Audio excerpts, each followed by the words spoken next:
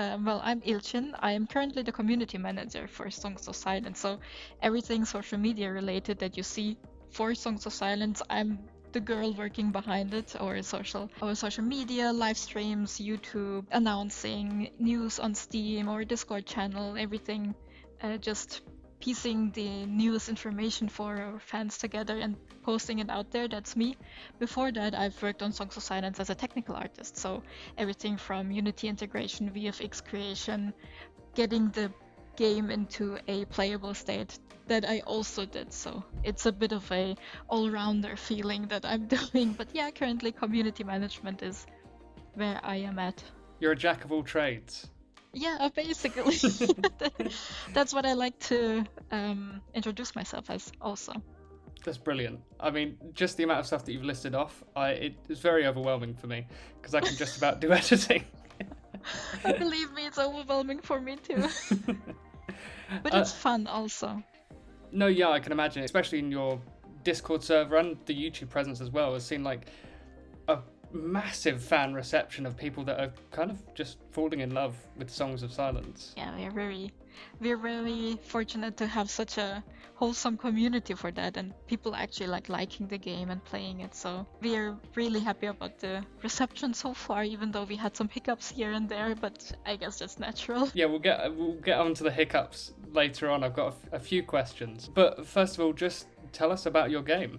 Songs of Silence and this is like the standard phrase we use everywhere, is a 4X fantasy strategy game, which means it is a turn-based game, and the idea for this game was to have a little bit of everything. Also, you have a single player campaign which has a huge lore and story going on, so where you can accompany Lorelei in trying to find a safe place for her people after her kingdom has been devoured by the Silence. But you also have the skirmish option either in single player or in multiplayer, so you can just sit back in an evening, relax, play the game, and get a map or finish a map in one evening. So that's what Songs of Silence is all about. We have a lot of variety of heroes and units, so it's a mix and match, rock, paper, scissors, but with a million perks kind of game. So you have to really read through everything, figure out the best strategy for your faction, and make sure that it comes along and you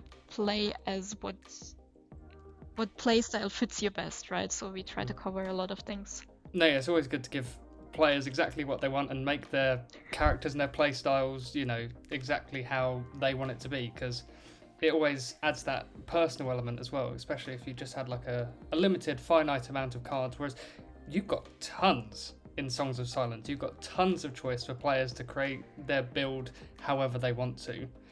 Which is something that you don't see too often these days. The art team and the whole team behind it literally making every single card that they can possibly think of to give the players as much choice as they possibly can. And what was the kind of inspiration behind the real, I guess it's like an RTS, like a real-time strategy with Songs of Silence, and what as a team made you think that's the avenue to go down? Because a lot of studios are now kind of going for open world or first person shooters. Like, what made you think we're going to be different and we're going to create something that isn't necessarily everyone's top choice for the first type of game that they play? And so Songs of Silence has been in the works for 4 to 5 years now, and that's when I was still in university, so I wasn't there. But the inspiration behind this were kind of childhood games from the people as well. Like I wrote it down. It's Ogre Battle Kohan and the Warlord series, which also have this RTS style from very back then, and we wanted to bring in a modern twist to it, like a fresh twist with the dynamic and real-time battles as well, just to bring like the nostalgic feeling you had back then when you were sitting in your room and booting up that game on your PC, which still made weird sounds, to bring that game into a modernized version with our own art style and our own interpretation of it. So those games were the inspiration to make this RTS game. And again, the main idea was to have a game where you can sit down in one evening with your friends and have a hopefully not too heated battle with when playing together. And you mentioned the art style briefly there. It is incredible. I think Songs of Silence looks beautiful. Um, Thank you. and like the colours are so vibrant, and it's just, I don't know, it feels like a lot of love and care was put into the art style, because it's not you're not necessarily up close and personal with every fight. It's usually like a top down kind of perspective, and you have to make your world kind of stand out. And I think that you've all done a fantastic job with it. And I was just wondering, what made you think cell shade, apart from being able to actually see everything on screen? Well, there is two things to this, right? The actual game was inspired by this Art Nouveau style. So you have Alphonse Mucha and Gustav Klimt in this beautiful Art Nouveau style illustrations that you see in the UI, or when you go into the gallery, or when you inspect the unit. You have this on the right side, just the the inspect panel dropping in with like over 120 unique illustrations, which are by the way, all hand drawn, so everything was produced at Chimera Entertainment. And with this Art Nouveau, you have a lot of swirls and a lot of details, which you can also see. That one is really hard to bring into a strategy game where you have to get the overview and you're already overwhelmed with all the like strategic information that you get out of there. So to bring this art style in, we went for a bit of an easier low poly model thing, but we set up a camera at a specific distance and angle so that all of the also hand painted textures on the models still look really good and still fit right into this Art Nouveau style. So we try to keep it as close as possible, but there is only so much you can do when you have like a top-down view and you want to have the whole environment and battle still in there. So that's kind of the reason we went for that route. Especially making a game like this in 3D is a bit hard, but we don't want it to go for like the pixel option that you see also everywhere. We wanted to keep with our artistic vision. Yeah, and you've done a fantastic job with it. Thank you. When I first came across Songs of Silence, I was like, no game Why has is this looked this not good in in a a long museum? time.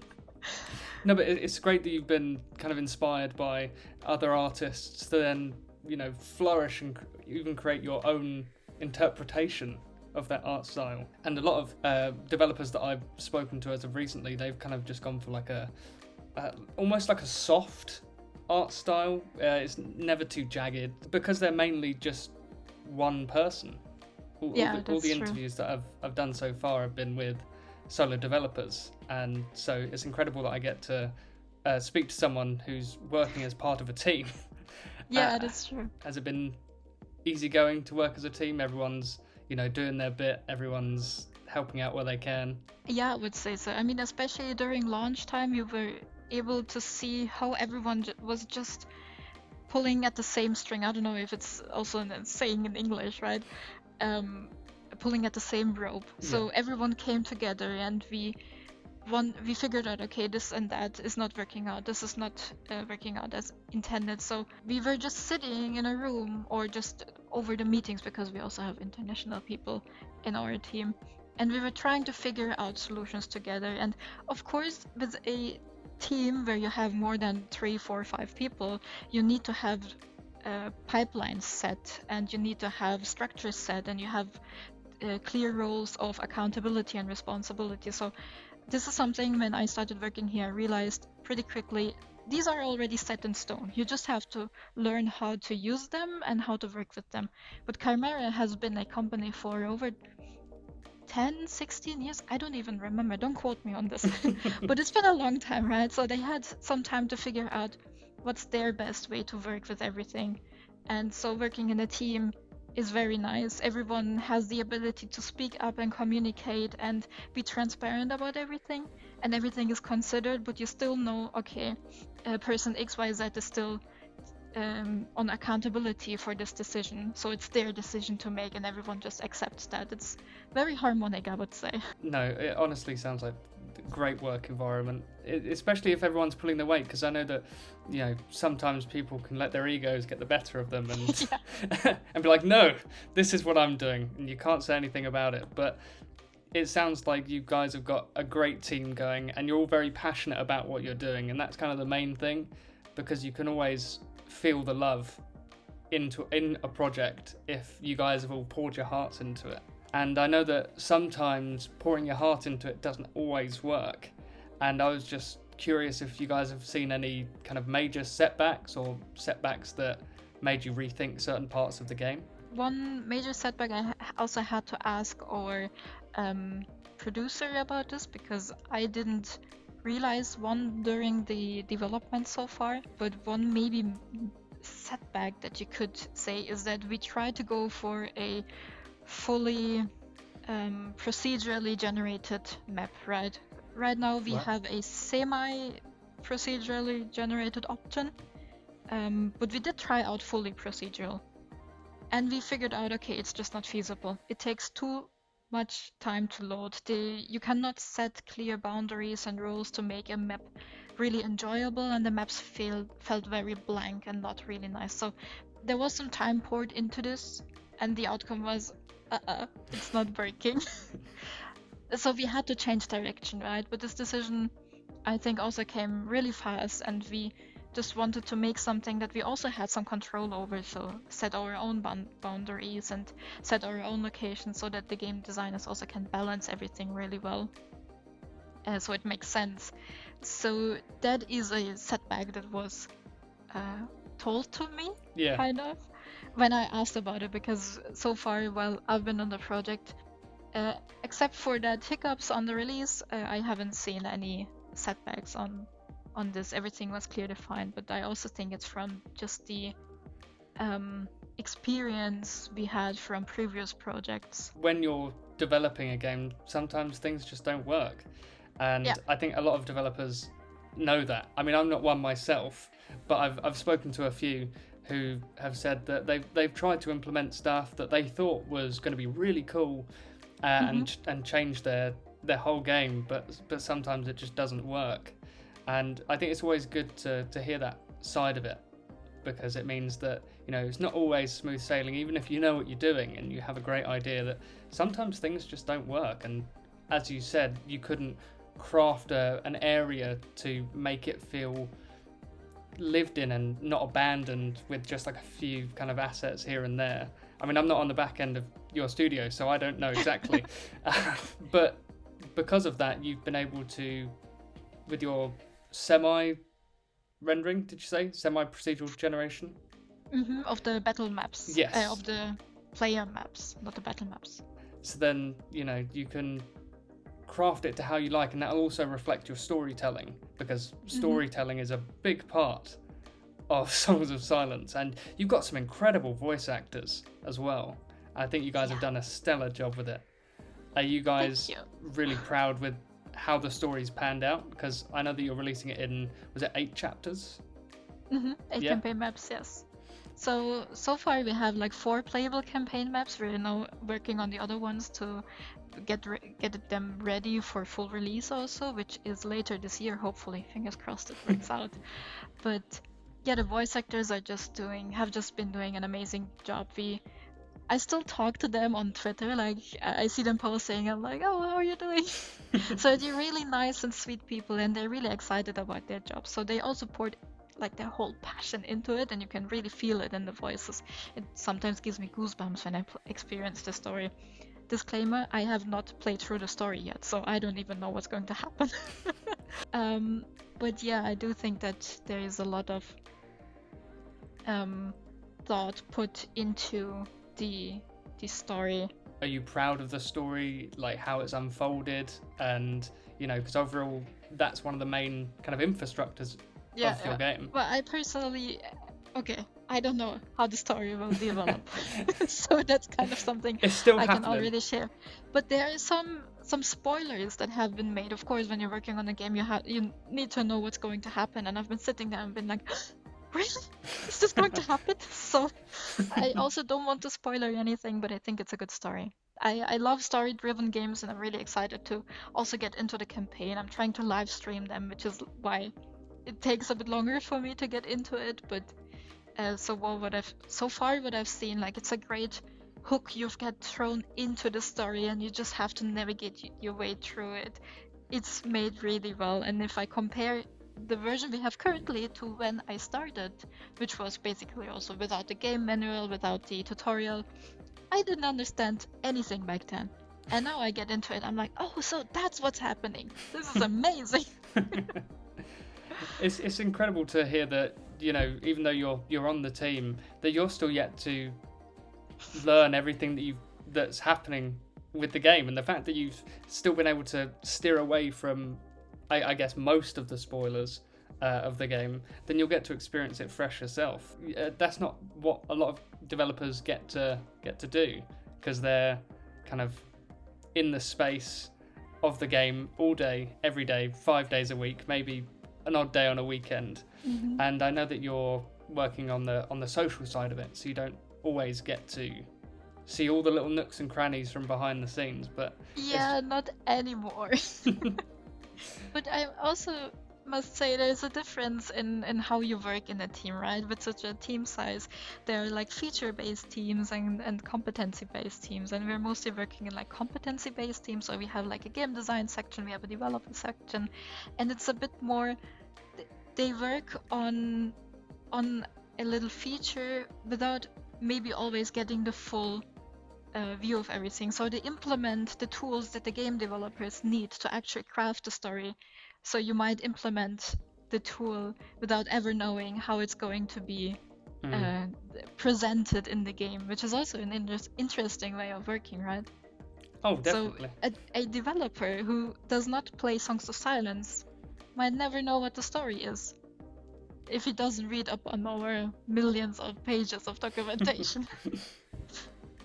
I'm sure there's probably already someone working on like some fan lore or like a fan novelization of the game. I'm sure of it somewhere someone's doing it. I would love to read that. We've already had some fan art on our Discord, and I'm just like amazed at people's skills, and also the love that we receive for the game. People being so excited that they create fan art. I think then you hit like the top spot. Mm-hmm. No, yeah, like as I was saying at the beginning, you guys have seen such a overwhelming amount of support for Songs of Silence, and as a team for morale, that it just must be incredible. It pushed us a lot. Yeah. Oh, lovely. It's like we have our own little army standing behind us, protecting us. It's a very nice feeling. So, I mean, all we can do is thank the people and hope to deliver the best game that we can do. And that's all we ever want from a development team. That's all we ever want. We're trying our best to listen to people. No, I think that community feedback is fantastic. Especially a lot of huge studios, they just don't care. You need to find a good line between what is a game for the community and what is a game that you have to make. So not everyone who plays a game knows how games are made and what's best for a game. So of course we listen to what people want, but just because one person wants a certain feature, it doesn't mean it fits into our game. So there is like a fine line between listening to the community and seeing what we can do or how we can translate it into the game so that more people can profit from it. Yeah, you don't want to lose your game to the fans, I guess, you know. Yeah, I mean, if anyone came and said, oh, I would really love if Songs of Silence was a gacha game, and we just implemented that, we would lose Songs of Silence as a game, right? It would be something totally different. Wait for a mobile title. Yeah. And you've got the two worlds in Songs of Silence. You kind of got the light realm and the dark realm. You've got two protagonists. Is it Lorelei and a card? I was just double checking. I didn't want to go wrong with that. Yeah. So the main protagonist is of course Lorelei. So you accompany her in, as I said, in her journey to find a new safe place for her people. But then along the way, when fighting against the crusade or figuring out, oh, okay, the silence is controlled by them or spread by them, you have to find allies. And then you meet a card who is like this him-born prodigy who now suddenly helps you out, and you're still trying to figure out, okay, why is this happening? But also, nice, there is like an old race faction guy who's helping me, and he's super strong, so you just go with it, right? And how many characters would you say that, if you could ballpark it, okay, I don't need a specific number, ballpark, how many voice acted characters do you reckon are in Songs of Silence? Boy, that's a question I never thought about. Okay, we have a 16 heroes, right? That's all I know. So I would say maybe around 12 to 16 voice acted heroes also. It's my assumption, maybe. I know that some voice actors did a great job in like doing the different voice for another character. So actually, I think the person speaking for Pip is the same actor as for Lorelai. Like the actress is amazing. She just changes her voice so well. So we were able to reuse some of the voice actors in that way, but I really don't know how many voice acted people we have in the game. Yeah, that was kind of like that was an off the cuff question. I'm sorry for putting you on the spot. No, it's fine. It also means that people could possibly ask me this, so I should figure it out. This is the test run. And I know that you mentioned earlier, and all people that have given Songs of Silence a go, you've got multiplayer in the game. And how much has that affected the card system? Because card system for single player and playing against an AI bot, for example, or an AI character, plays very differently to how a player like myself would play. Like, for example, I could just go flat to the wall and just do my most random cards in the world. But how's multiplayer kind of shaped Songs of Silence in comparison to if it had been just a single player RTS? Interesting question. So I think in regard to the cards, actually nothing changed, or the cards weren't the big problem. So the way you play Songs of Silence is not that you have like a random boost of pool of 250 cards that you can choose from. It's more like, okay, this hero has this set of cards, and you choose up to, I don't know, 10 cards of it. So each time you level up, you get a option of 3 cards to choose from, and then you pick one. But it's based on the hero, so it also identifies the hero skills and lore and everything. So multiplayer did not change much on the cards side of game, but what we notice is that people are really quick to figure out if a unit is not properly balanced yet. So we have OP units right now. We're working on the next fix to bring proper balancing in, but interestingly, the community just decided to say, okay, when we go into multiplayer, let's not play this character. Oh wow. So people stayed fair for each other and tried to figure out a way that is fun for everyone, because they do understand, okay, it's still early access, they're still working on it, let's just report this and play with the characters and the cards that actually do work. So that's what we've seen. So in terms of cards, there has been no difference. What's maybe different is that the skirmish maps, right? We have the campaign maps that are like handcrafted by the game designers, and we have the skirmish maps, which are then semi-procedurally generated.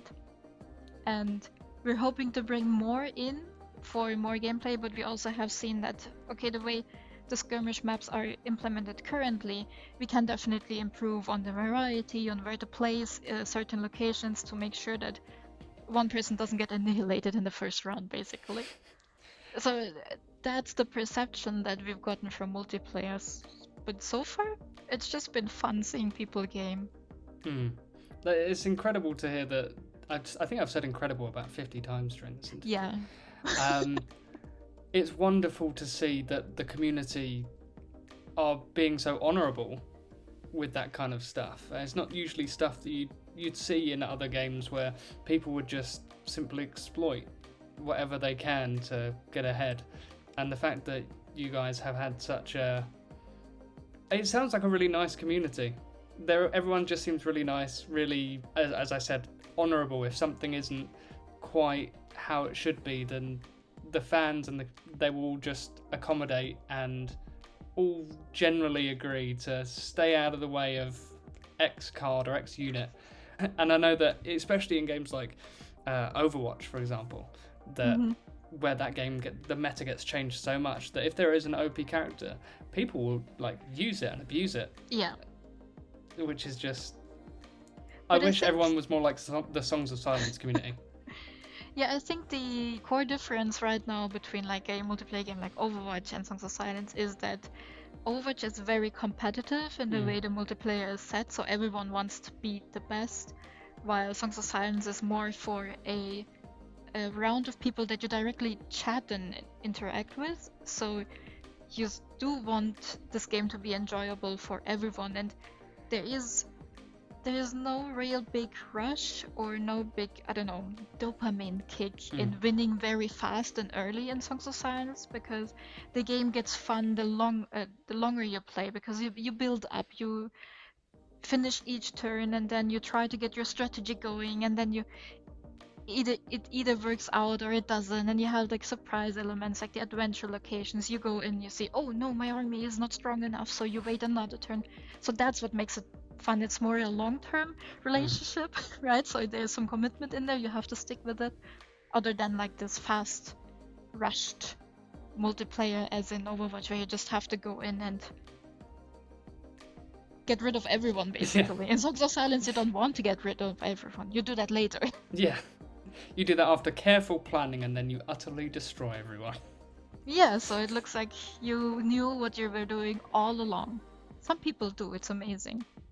People are now playing the game. Like I had one multiplayer session last week with the community. We do this every Thursday now, where we just sit down and play together, so I can get some insights on the game, and people can just play together and completely destroy me when playing. But it also shows me how much people just played and figured out the game, right? I was just sitting there trying to figure out, okay, let's try a new hero.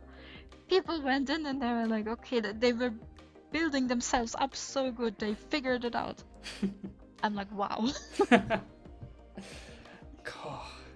Communities, man, they will never stop figuring out how is the best way to kind of play the game. And it's incredible that you guys are playing every Thursday. Did you say with the community? Like with, yeah. It's incredible that you guys are kind of delving into that community dev team kind of relationship, because I've seen that a lot of developers are just kind of, here's my game, and then they don't do anything with it. They just kind of release it and maybe make like another trailer, for example, for their game. But the fact that you guys are actually interacting with the community and in your Discord as well, you're always in there talking.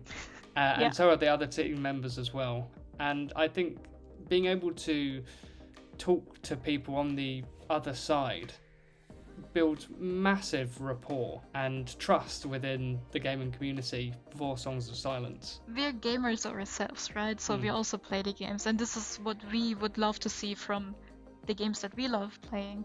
So it's just, it feels natural for us, or at least for me, to be there and tell the people to not leave them in the dark, right? Everyone needs a helping hand. Exactly. I was just wondering if you have any kind of message that you want to give to fans of Songs of Silence. Oh gosh, there's so much I want to say. I know, on the spot. Don't put me on the spot like that. But I mean, the main message that we want to say, and that we always keep saying and will repeat forever and forever, is just thank you for all your support and for everything you've done for us and for your understanding and patience with us. So we know our early access launch was a bit with hiccups. We had some problems, but we were able to find all the roots for our problems because you guys, like the community, have reported it to us, and that has been super helpful, and we're just trying to make the best possible game that we can with your help. That's my message. And that's all you need. No, but once again, thank you so much for coming on, and I can't wait to see what you guys are going to come up with next. There will be some news this week, hopefully. I already prepared everything, just need to get the okay from the dev team that it's that we can push it, and then I can announce what we've been working on the latest update. fingers crossed I get this video out before then. Yeah, let's see. I'm really happy that I get to do this. This was like my very first interview, so thank you for also giving me this opportunity to do this. And it's really nice to meet you. I didn't say this in the beginning, but it is. It's nice to meet you too. Yeah, it's just nice to hear the stories and how it all, pans out leading up to development, up to release. Sorry. It's a roller coaster. We have our ups and downs, but I think the important thing, and that's true for probably every company out there, no matter what section they're in, it doesn't have to be game development, is just communication, right? Communication and transparency. So never leave your people out in the dark. Not the community, but also not the people that you work with. And this way you can build trust. And then everyone works together because they want to achieve something together. And we're really lucky to be able to work in the game industry. That's something I realize also for myself. I don't think not everyone has the opportunity to do this, to work in a team, and I'm really glad that I'm here. So it's also nice to share this story. I know that there are a lot of indie devs out there who are working passionately on a game, but I also understand now it's just very different working solo, which is super achievement, by the way. You're also a, how did you call it, jack of all trades? What? Yeah. If you work like solo on one game, I would never be able to code anything. Or at least it would take me years to do it. But also there is like some difference in working in a team and making sure that everything goes smoothly. I don't know, I'm rambling at this point. Tell me to stop. No, I can never get enough of it, to be honest. I really can never. But yeah, honestly, thank you so much, and yeah, we look forward to seeing that new update that's going to come out soon. Yes, I'm looking forward to this video. And cut.